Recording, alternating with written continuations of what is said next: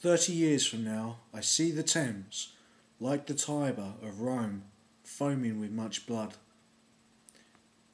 Now, Enoch Powell said those words some 30 odd years ago, 40 years ago, and there has not been serious bloodletting on the scale that he said.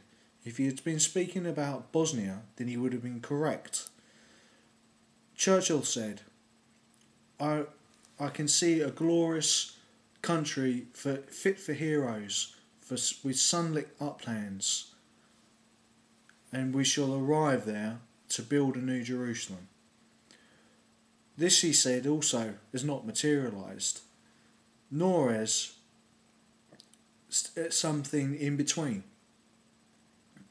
Are we instead headed for a heart of darkness? I will explain this.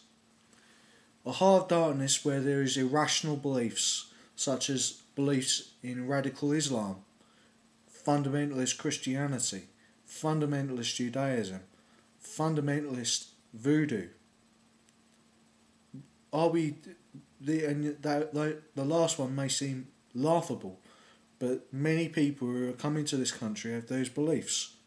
Now, I'm not saying it's the majority of people, but the fanatics tend to have an ability, because they are more violent and more well organised and more well funded, especially in the case of Islamic militants, because of the Bin Laden crime family, to affect the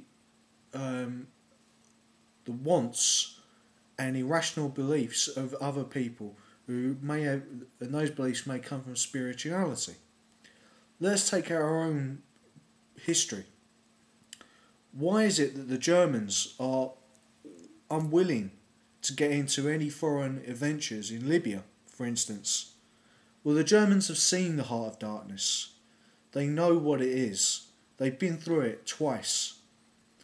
They've seen in the First World War and in the Second World War what men can do.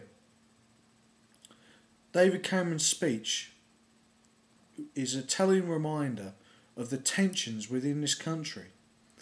I, as a Labour supporter, find it difficult to find a policy by Labour to address these problems. And frankly, I am agreeing with David Cameron.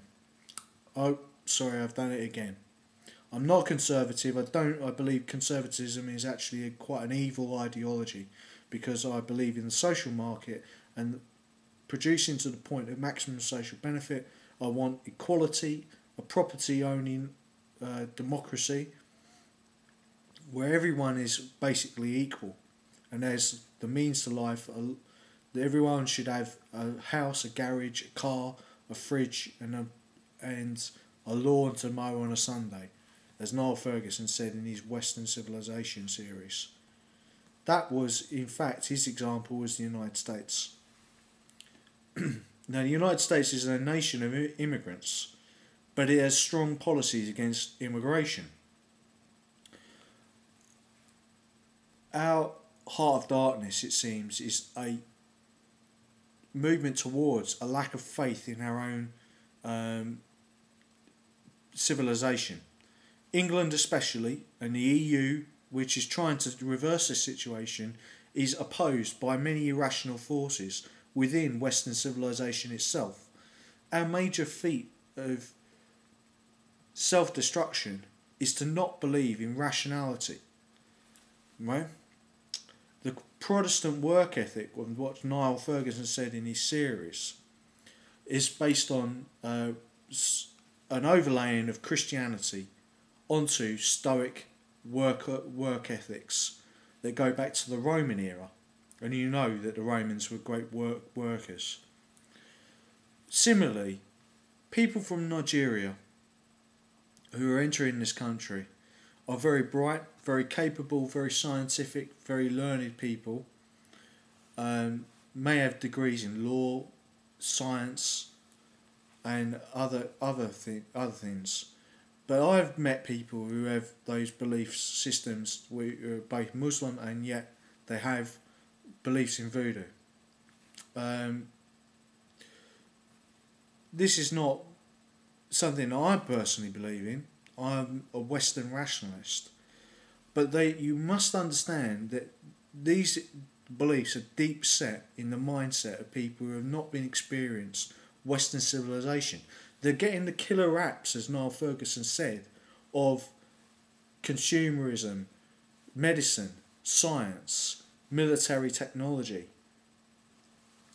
But they're not getting rationalism. That is the problem. When we come to the economic sphere of things, this video is running out of time, the daily bread of the people getting their daily loaf of bread and their job and their home and their security is being threatened, because 70% of the jobs that went to people throughout the last 2 decades have gone to people from outside the EU. Now, EU immigration is oversaid by UKIP because it's only 20,000 people are coming into the country each year, and most of those are leaving. That's not net migration. More, that 20,000 is not net migration more than the people who are leaving. It's simply a movement of people from who may be Italians, French, who are working here in cafes while they get their degrees. I've got no problem with that at all, and I've got no problem with Germans studying here at all. All right, I've got no problem with Nigerians studying here if they're going back to Africa to restore Africa to what it should be, which is a civilization in its own right.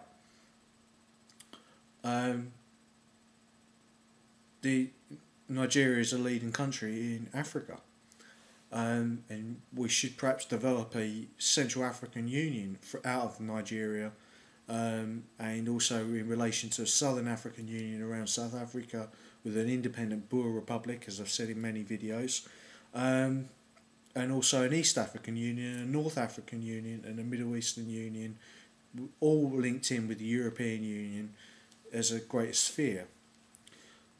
But immigration is a touchy subject. As I said, I mentioned Enoch Powell because his speech has become infamous, although perhaps it's not such a bad analysis to make, because he was just making an analysis from history, from previous events. I'm not an apologist for Enoch Powell, but he was right that blood has been spilt. Thousands of people have lost their lives in this country, England, because of multiculturalist policies. I am a social democrat, and I do agree with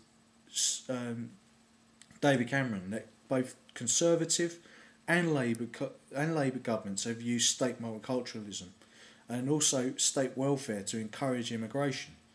This is something that's wrong.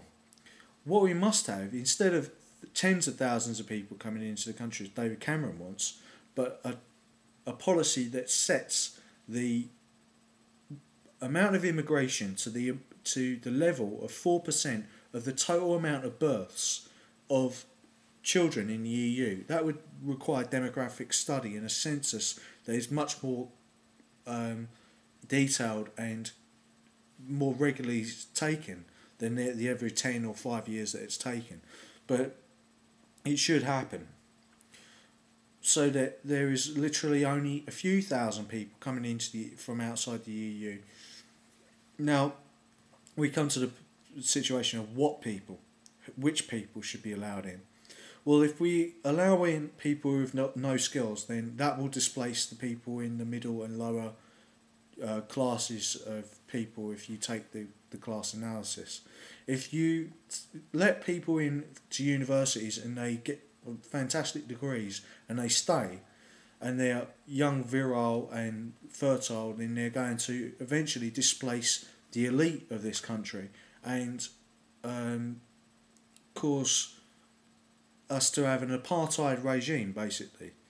It would not be a hard apartheid with actual laws, but what I fear is that we're entering into a soft apartheid because of multiculturalism, set people in different enclaves and set different groups of people against one another.